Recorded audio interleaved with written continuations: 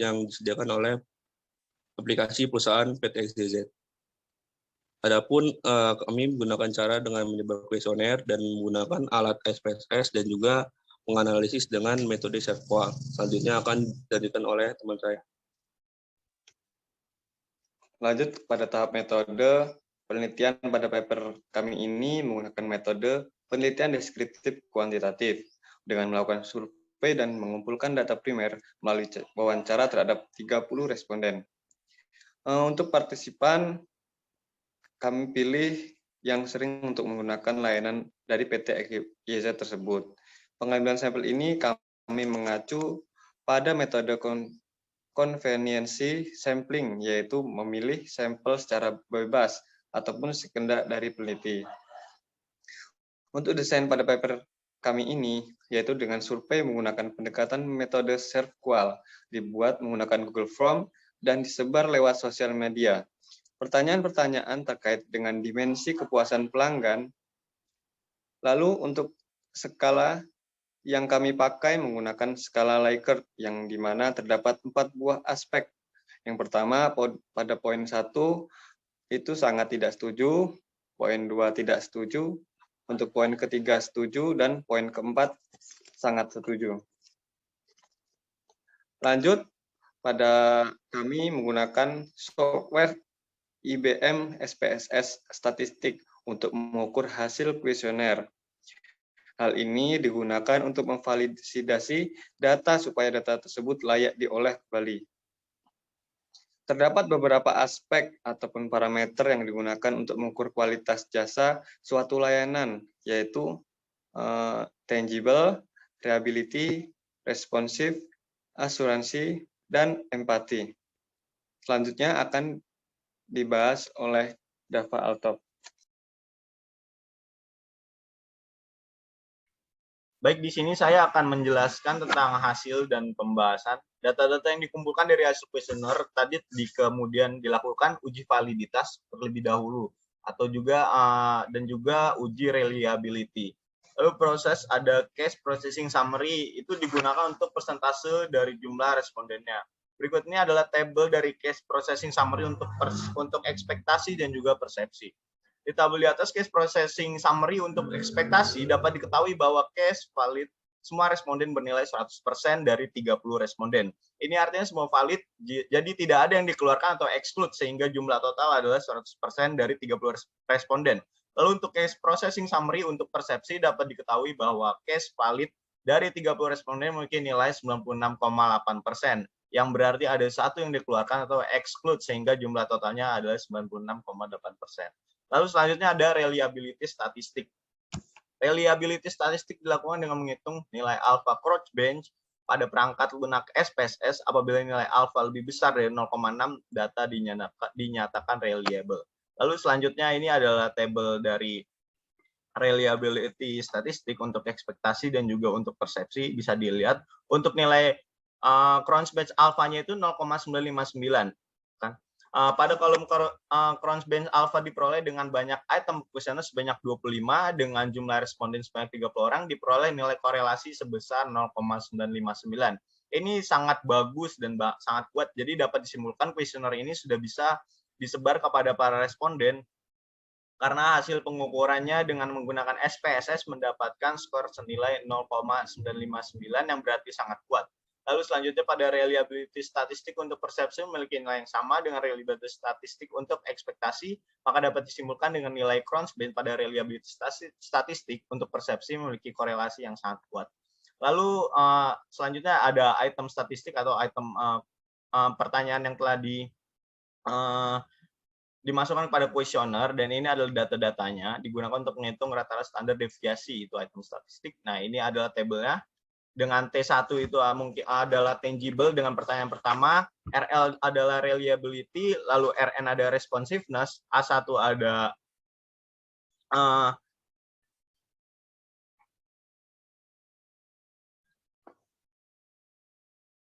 assurance, dan juga ada empati. Jadi dari item statistik ini persepsi memiliki nilai rata-rata yang beragam, mulai dari 2,50 hingga 3,2 pada tiap-tiap itemnya. Lalu untuk standar deviation memiliki nilai yang beragam juga pada tiap-tiap itemnya. mulai dari 0,556 hingga 0,809. Dari tabel di atas menunjukkan bahwa nilai standar deviasi cenderung rendah yang menunjukkan dari angka 0,556 hingga 0,809, yang ini berarti semakin mendekati dengan rata-rata dalam tabel statistik untuk persepsi hasil sama dengan tabel sebelumnya, yaitu item statistik untuk ekspektasi dengan tangible memiliki skor 3,24 yang itu masuk dalam kategori baik. Lalu reliability dengan skor 3,13 yang itu menandakan PT XYZ memiliki reliability yang baik.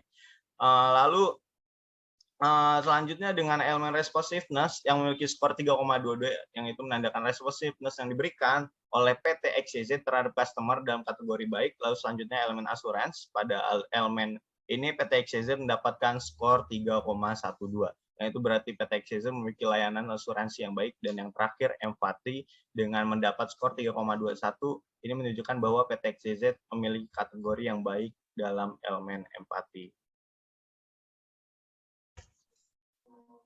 Mungkin selanjutnya dijelaskan oleh Bang Marzuki. Langsung ke data ke kuesionernya.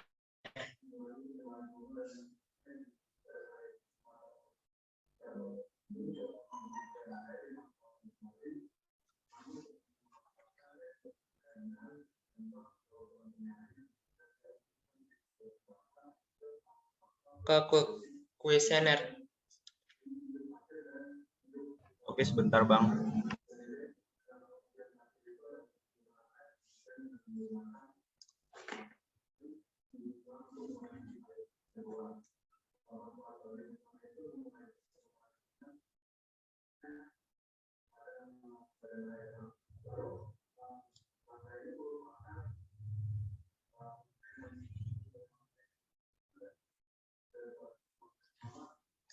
Apa sudah terlihat, Bang?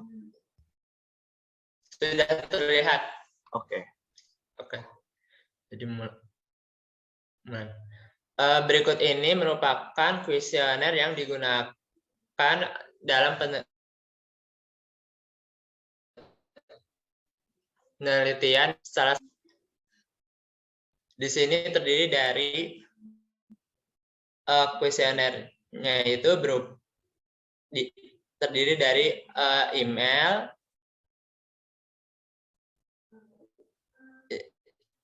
nama lengkap, usia, pekerjaan, jenis kelamin, domisili, dan pernah menggunakan aplikasi transportasi tersebut. Kuesioner ini dibagi menjadi dua sesi, yaitu seksi ekspektasi dan persepsi. Adapun kuesionernya itu ada 25 kuesioner. Yang pertama dari bagian tangible, yaitu pengemudi Grab berpenampilan rapi. Yang kedua, tampilan kendaraan bagian dalam dan luar sangat bersih. Grab menyediakan partisi plastik untuk melindungi penumpang. Yang keempat, pengemudi Grab motor menyediakan helm untuk penumpang. Yang kelima, aplikasi Grab mudah digunakan. Selanjutnya yang responsif, yang reliability. Yang keenam, ketepatan waktu layanan pengantaran makanan telah sesuai. Yang ketujuh, Grab memberikan pelayanan tanpa membeda-bedakan pelanggan. Yang kedelapan, ketepatan waktu layanan pengantaran penumpang telah sesuai. Yang kesembilan, proses pemesanan layanan Grab sangat cepat.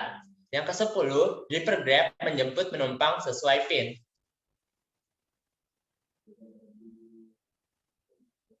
Selanjutnya yang responsif.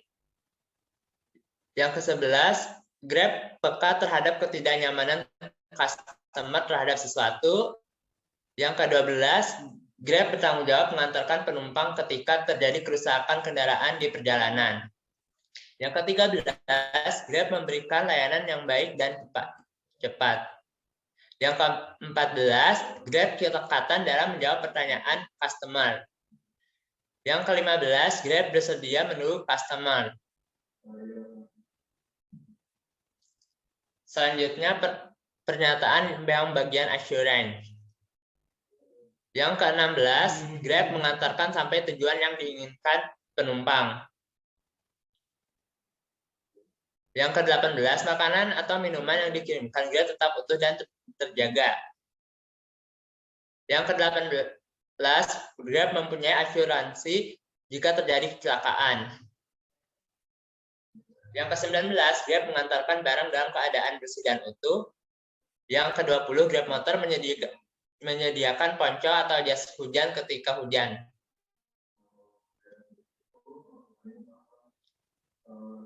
Selanjutnya yang bagian empati.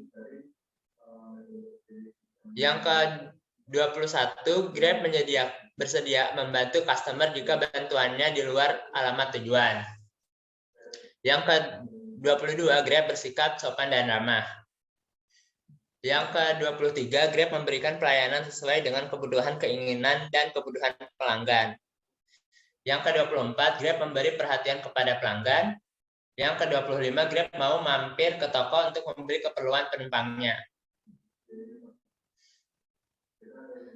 Selanjutnya ditampilkan hasil dari kuesioner tersebut di Microsoft Excel.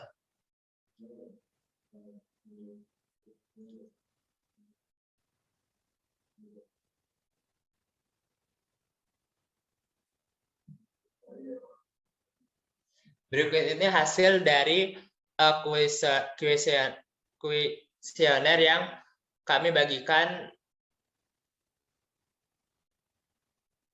ke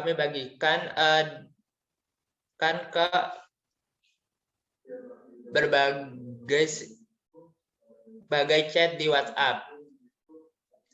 Hasilnya ada yang sangat setuju, ada yang setuju, ada yang tidak setuju, dan sangat tidak setuju.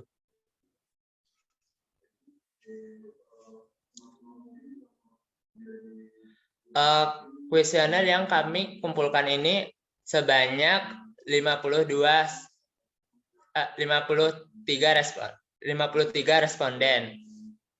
Dan yang kami gunakan itu adalah 30 responden.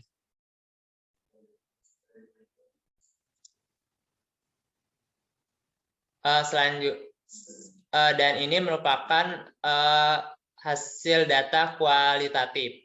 Selanjutnya data kuantitatif berupa angka yang ekspektasi. Berikut ini data kuantitatif dari hasil kuesioner ekspektasi yang kami bagikan. Mulai dari tangible 1 sampai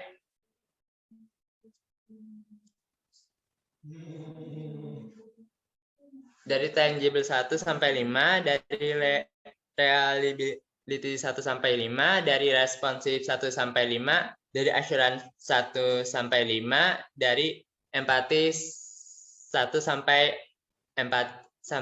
5. Hasilnya ini penilaiannya berupa dari nilai 4 dan sampai dengan 1. Dan ini sebanyak 53 responden. Dan yang persepsi juga sama. Hasilnya mulai dari tangible pertama sampai empati akhir.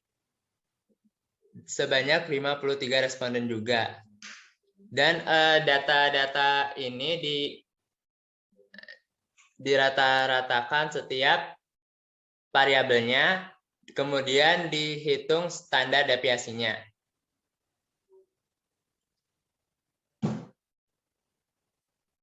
Sekian presentasi paper kami.